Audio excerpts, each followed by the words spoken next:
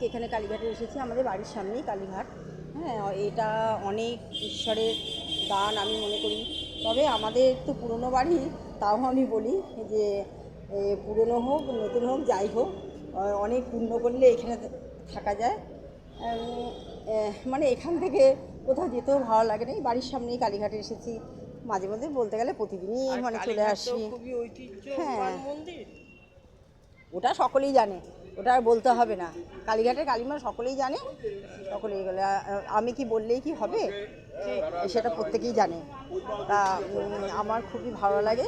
আপনারা, আমার মনে হয় আপনারা এখনও যে যে এখানে আসেননি, আমার মনে হয় আর কোথাও না গেলেও আগে আমাদের এই কালীঘাটের কালীমাকে দেখে যান, দেখবেন মন শান্তি, মানে সব সব কিছু সব শান্তি হয়ে যাবে।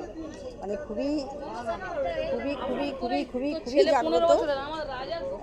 কী বলবো, আমার তো ভীষণই ভালো লাগে।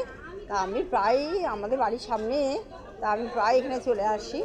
আমার খুবই ভালো লাগে, আসলে আমার মনটা শান্তি হয়। দেখ তো কী জামা কাপড় আছে এখানে, একটা নিলে হতো বল না? জামা কাপড়, হ্যাঁ, একটা নিলে হতো। ঠিক আছে, ওই জায়গাটায় খুব ভালো কচুরি করে, বুঝলি তো? কোথায়? এই ধাবার সামনে? না না, ওই যে ওখানটায়, ওই যে পকোড়া আছে না নিরামিষ, এখন তো শ্রাবণ মাস, এখন শ্রাবণ মাস সবই, হ্যাঁ এখন সবই নিরামিষ। হ্যাঁ, মানে ওখানকার খাবারটা খুব ভালো। সামনে হ্যাঁ, পকোড়া, আলু বড়া, পকোড়া।